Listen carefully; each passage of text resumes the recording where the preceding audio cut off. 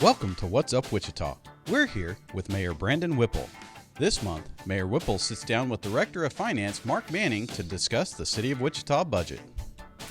What's up, Wichita? This is your Mayor Brandon Whipple, and I'm here with Mark Manning, who is the director of our finance department over, I want to make sure I got that right, the director of the City of Wichita's finance department here, and really leads us throughout our budget process. Right now we're in our budget cycle, which means we are formulating that budget, and it's probably the most important thing we do as a city.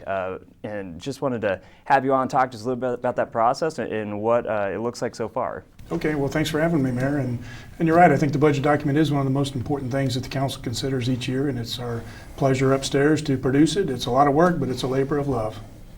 So, labor of love. I'm sure it's a labor, but it definitely, we're what, a $600 million, Close to $700 million a year organization. Right. So this budget is not something really small. It's a pretty substantial budget. And this actually sets the direction for really all the services that people expect out of the City of Wichita. So this is, how long does it usually take for you guys to really get in a position where we can begin this process, or what's involved in that? Really, it's a year-long process. We work pretty intensely starting in January. First thing we do is review our financial and economic models because we want to try to figure out how much money we have available to invest in city services. And then we're going to visit with department directors, and we're going to find out what they need in order to continue to provide excellent customer service. And probably the most important part is our engagement process. We'll start with the city council, and we'll have retreats and workshops and meetings, and we want to find out what is important to them, what's their vision for the City of Wichita, what are their priorities. And then we wrap that up with discussion with our residents, and we ask them the same questions. What's important to you? What do you want the City of Wichita to provide you? What do you want more of? What do you want less of? We take all that feedback, we mold it into a plan, and the budget ultimately is a plan. It's a plan for the priorities of our organization, and that's what we present to the City Council for consideration. And it is, I mean, you just summed it up in about 30 seconds, but I think you're hitting on really the ongoing process of this. But I want to back up just a moment.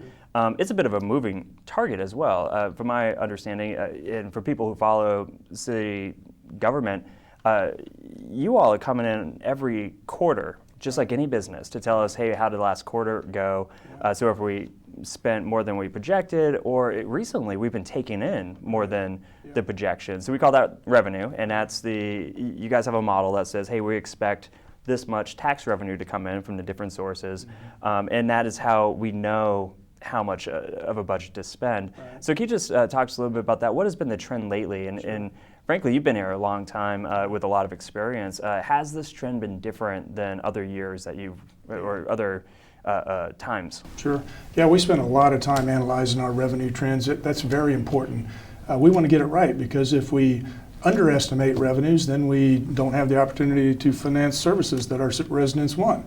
But if we overestimate revenues, then we get in a position where we might have to cut services, and we don't want to be there either. So it's really important for us to monitor revenues and do a really good job of forecasting them. So we look at all our trends, and we spend a lot of time analyzing data. But you're exactly right. We're kind of in an unprecedented time right now on a good side.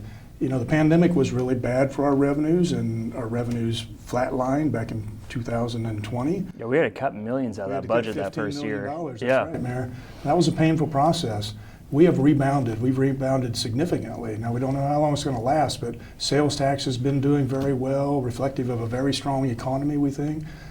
Property tax is doing pretty well. That's reflective of a lot of growth in the real estate area, which is a good thing for everybody. And a lot of our other revenues are performing very well right now. Again, we hope that continues. We'll continue to monitor that, and we'll continue to provide feedback to the City Council every quarter, like you indicated. Of course, and I got to tell you, my time in Topeka as a legislator, that was a lot of missed estimates coming in, and this is the first time I've worked in a government setting where we're actually exceeding some of those revenues. And because of that, we actually are able to get these items that I think people have communicated with us that they want to see out of their city.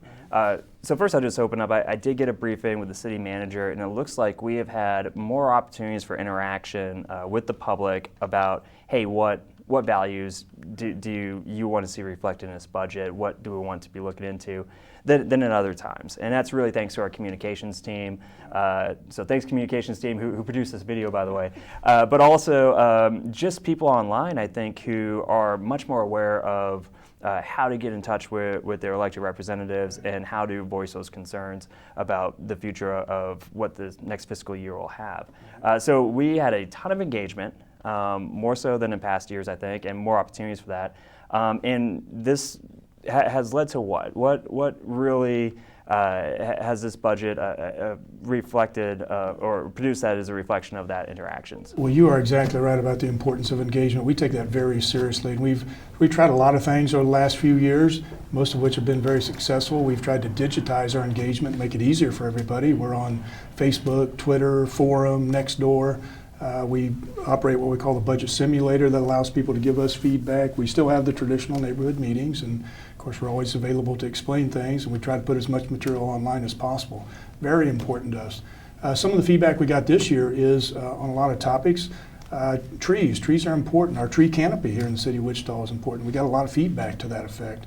And in fact, the budget that is going to be proposed is going to address trees, and we're going to try some new strategies in order to increase the planting of our trees. Again, direct result of feedback we got from the city council and from our residents. We talked a little bit about illegal dumping. That's kind of a problem in some areas. That was a concern of our residents, so we'll add a little bit of funding to clean up illegal dumping. Talked a little bit about pavement markings. That's a concern for some people. We want our community to be walkable. We want to have a good bicycle network. Street markings is an important part of that. So we'll add additional money for street markings. Street markings, you talk about sidewalks as well? That's right, sidewalks and crosswalks and things of that nature.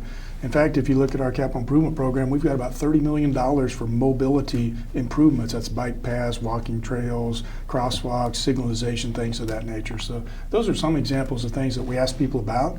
We took the feedback they gave us, and you'll see recommendations in the budget that addresses those. And it's interesting you talk about, we got really two different documents here.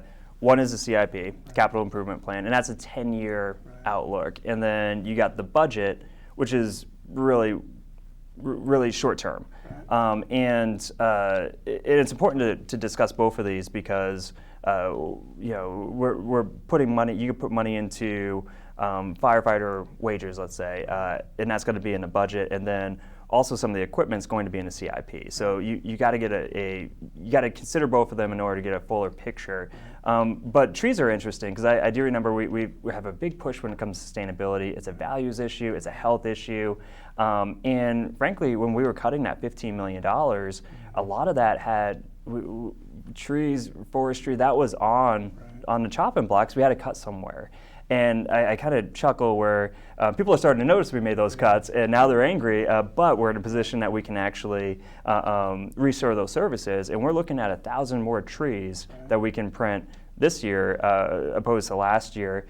But also, can you talk a little bit about what the ARPA, the American Rescue Plan, some of the funds that we were able, because that seems like a separate bucket that we normally don't have. It came down from congressional action in response to COVID, to the economic impacts of COVID.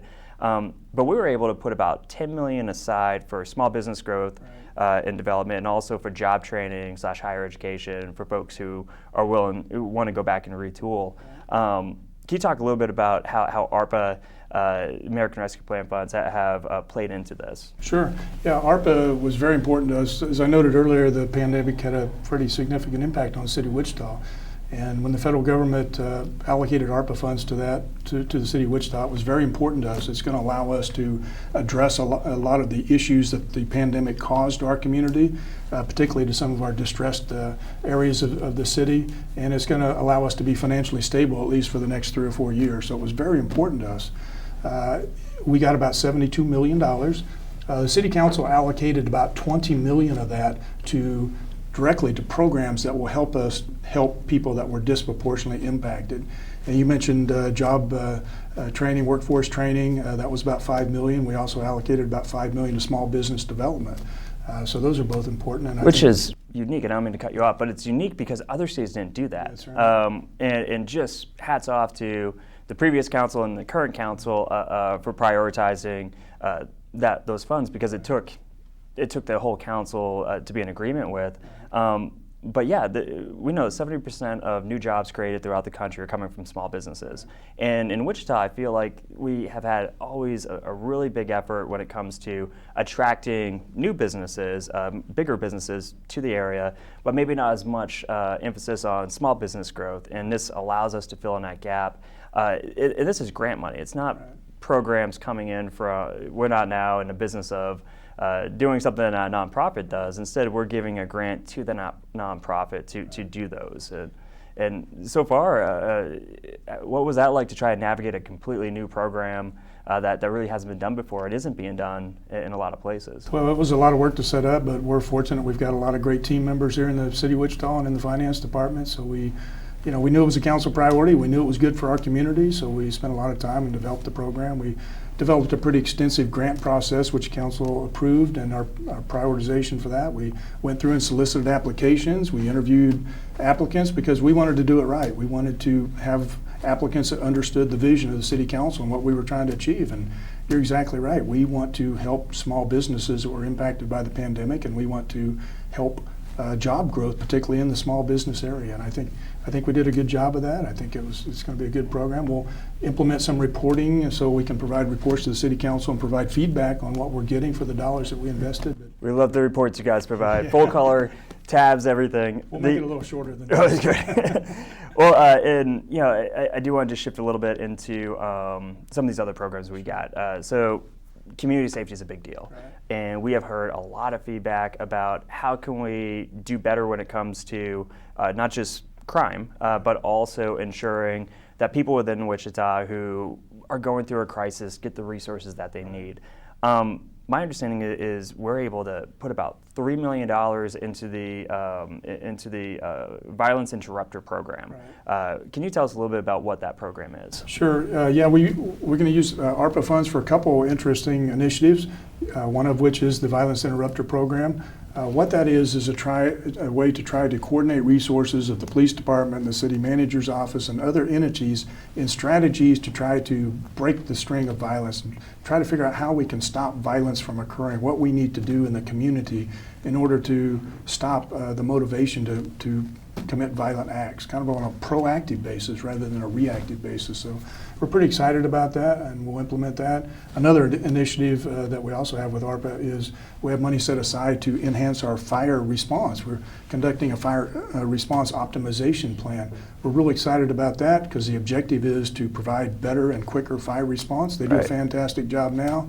We think we can do even better, so we're allocating some of our ARPA funding for that effort too. So those are two really exciting initiatives that we've got going on with ARPA funds. And I love those investments, particularly the firefighters. We're actually utilizing real-time data, and it's going to allow us to make adjustments as needed. But you're right, Wichita is sprawled out, it's grown, and so you got to make sure you have fire stations and the right equipment in the right places so that we can get to these emergencies quicker. Love the investment in that. Also, let's talk just a little bit. One of the other things we hear a lot about is mental health. And I think a lot of politicians and people in positions like myself in the council talk about mental health and the importance of it, but it's really hard to kind of put your money where your mouth is in a lot of these cases. However, my understanding is we have about, and correct me with the numbers, about $700,000 to integrate social workers into our first responders, our police, so that if they wind up in a situation where they get out to a situation that's not a policing situation, it's a mental health situation, they could be better equipped. So you could talk to us a little bit about that. Yeah, you're exactly right. Mental health is a big issue in our community. It's, I think, a pretty significant concern by a lot of people in our community, including the city council. And so we'll look at ways that we can improve that. And you're right, the budget will allocate $700,000 for a plan to try to improve the responsiveness of our police officers from a mental health standpoint. We plan to work with Wichita State University and their social work department out there and figure out what the right model is, because we want to get it right. We don't know exactly what that model is going to be right now, but the concept is that we will embed resources that have a social work experience in our police response so that we can provide the appropriate services that people need when we respond, whatever that is. And if that involves the need for mental health services when we respond, we want to be able to do that. So we're pretty excited about that. And it should be something to be excited about, because it's one of those situations where I think people will say, hey, we need our first responders to have more mental health training. And the reality is there'll never be mental health professionals unless you lower that bar. So instead, we want our police fighting crime, we want our firefighters fighting fires, and we want to be able, if there is a mental health situation, to have mental health professionals on the scene there to be helpful. And it saves us money, I think, in the long run. I think studies have shown that. So let's switch over and talk a little bit about the CIP. Okay. A couple things that stood out to me that were interesting with the CIP is Century 2. Yeah. So we know that Century 2 is now, we plan on making investments in Century 2, so it becomes, I think, the best it can be as far as an asset and experience. And you know, I don't want to jump the gun here, correct me if I'm wrong, it seems like a big number, but my understanding is we got $18 million over the next 10 years to make sure to renovate Century 2 and really get it up to where it needs to be as a world-class facility. Can you talk to us about that? Yeah, you're exactly right. Century 2 is a community icon. Anybody that's lived in Century 2 or lived in the city of Wichita is familiar with Century 2 and the blue roof. I've been here for 50 years, and it's been a part of my life for the last 50 years. So it's important. We outsourced management, and that was kind of the first part of our strategy on how we could fully utilize Century 2, how we could take care of Century 2 to ensure that it remains for future generations. Well, part of that process was we conducted an extensive study of what the maintenance needs were at Century 2. We had our public works staff do that. We consulted with an architect, and we also had our manager of Century 2 look at that. Now, I know that process took a while, and it may have been frustrating to some that it's taken us a while to develop a plan, but again, we wanted to do it right. So we had that planning process, and they developed a plan, a 10-year plan. We looked at all the maintenance needs. That plan does, in fact, total about $18 million. Part of the plan will include renovating the blue roof. The blue roof's old, it's iconic, but it is old. So we'll fix the blue roof, we'll address air conditioning concerns, we'll tweak the building up, and we'll fix a lot of the stuff that needs to be fixed in and around the building. Maybe even put internet in, who knows? Could put internet in. So with the Century 2, and I don't know if you know this off the top of your head, 18 million sounds like a lot over the next 10 years. If we were to look back 10 years, how does it compare? It's probably a little bit more than what we've invested. We had planned to spend a lot of money on Century 2 about the time the great financial crisis came, about 10 years ago. Actually, we had about a $20 million plan. Unfortunately, the great financial crisis hurt our revenue flow to maintain Century 2, so we weren't able to do all the improvements that we needed to. But we're excited to be in a place now where we can do that. Our revenues are back. We'll use some of the ARPA money to invest in Century 2, and we'll make it a great place to have performing arts and small conventions and trade shows and stuff like that for the next who knows how long. The next generation, so my kids can go there and enjoy it. That's right. All right, very good. Well, I think we got some questions from online or from email that have to do with the budget that we can answer. So, Okay. Megan, what do you got? So we have had some inquiries a couple weeks ago, actually, as of this recording. We had our social media town hall, and we've gotten some questions, not just on the topic, but on other topics that frequently come up. One of the most frequent questions was about transit and adding another shift. Could you guys speak to that and maybe some of the challenges of implementing more transit service? Yeah, I'll start off and then we can get more technical. Pretty much our bus system, we know, is not at the same level as other cities. And a lot of that has to do with a designated funding source. Other cities will have pretty much a percentage of sales tax that's just made for transportation, so they can really adjust that transportation on the fly. Ours comes out of the general fund. That's right. And we try to project, hey, this is your budget for the next year. So it's actually, I think, caused problems if we see a shift, like in gas prices, to shift where we now have more routes so people can ride the bus instead. So I get a lot of questions about how can we improve transit. I think it's something we're working on, but again, we're just in a different position than other cities. That's right. From my understanding, transit is taking that very seriously. They're trying to develop plans on how we can improve service, how we can look at second and third shift service, for example. But you're right about the resources. It's kind of a question of resources, and we do have general fund revenues that go to transit, but we don't have a dedicated revenue stream to transit like a lot of other cities do. So maybe that'll be something that is considered in the future, maybe not, I'm not sure, but it's definitely something we need to look at. So I will say one thing that we do really well that I think is unique in this city is utilize our transit system for specialized or targeted folks who need rides. For example, I think we started out with $10,000 for our Veteran Rides Free program, which was a donation from outside source.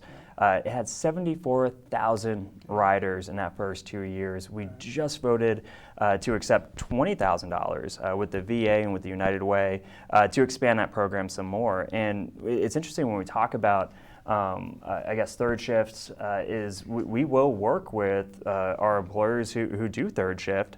If, hey, can we come up with some type of plan where you include this in your employee benefits and we can run a route to where your employees are to your business. And so we're very much looking for opportunities to partner with the nonprofit world and also with businesses to be more accommodating. You know, you're right. We have a fantastic transit director here in Wichita, and we've done a lot of partnerships. We've partnered with Wichita State University. We partnered with the school district. All of those are great programs in order to increase utilization of our bus service. So we're looking forward to what the future plans may be. Right. We just got to get creative. Just got to get creative. Next question. Another frequent subject that comes up are our streets. We had a topic about crosswalks, and while no one was against painting crosswalks, we did have people say that they'd rather spend that money on streets. Could you speak to how much we invest in our streets each year? Yeah, this is a huge thing. In a couple things. First off, I think it's important when it comes to our priorities that we don't think of this versus that. And like, I'm a guy who post on Facebook that, hey, we did this really good thing. And then I get people to say, but you didn't do this other good thing. And the reality is, it's not, we can grow the pie, right? Like, it's not, if we're doing this, we're not doing that. And I think we're attacking this in two different directions. And to get to your question, we got to make sure that we have safety first, that our kids have crosswalks, people know where crosswalks are so they can cross the street safely. But also part of that is to ensure that people have, who live on dirt roads, who live in our core but don't have the same infrastructure, also have pavement, have modern infrastructure. Now, my understanding is the CIP has actually, and your office has responded to the public push for this, and also the push of the council to say, hey, we want modern infrastructure. And there is, I think, and correct me if I'm wrong, off the top of my head, $31 million going into, over the next 10 years, going into paving unpaved roads here in Wichita. But it's a strategy. Can you talk to us a little bit about the strategy to make sure that as we roll this out, we're getting as much bang for our buck as possible? Great example of the engagement process. You're right. We heard this year that looking at a program to pave dirt streets was important. And so we addressed that. Public Works came up with a plan, and we presented that and had a lot of discussion on it. And you're correct, the proposed CIP will include $31 million over the next 10 years to pave dirt streets. We'll focus on areas around schools first and try to take care of those to address some of the dust issues there for our school children. And then you're right, we'll focus in less developed or less privileged areas of city that tend to have dirt streets, and we'll address the dirt streets in those areas, and we hope to make a pretty significant dent. But having said that, we're also going to continue to maintain our other street network. We've got $141 million to maintain our street network. So that's important too. So we'll address dirt streets, but we'll also continue to maintain the rest of our residential street network. Okay, one final question, Mayor. We didn't talk about this beforehand, so I'm going to throw it at you. If you had $1 million just extra out of the blue, what would you personally want to invest that money in for the city? That's actually a really good question. To be honest, I'm someone who really likes programs that create upward mobility for other people. So we talk about legacy, and people will say, what's your legacy as mayor?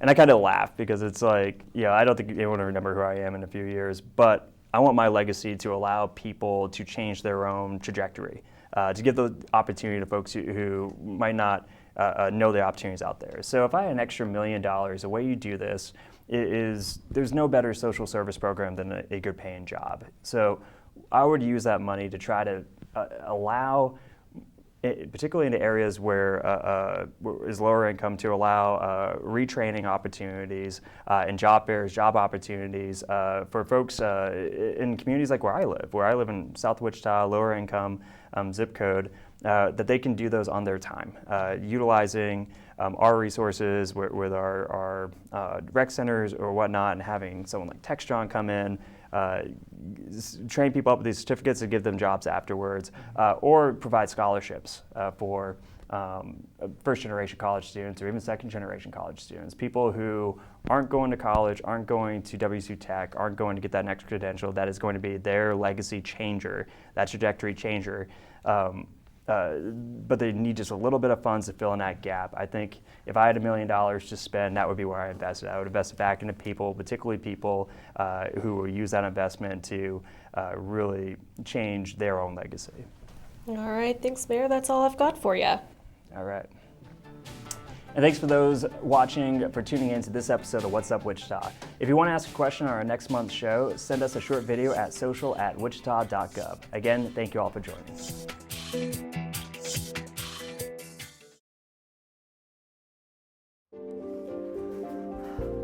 I normally sleep with my door open, but I heard the Wichita Fire Department say to close before you doze, so I am going to try sleeping with it closed tonight.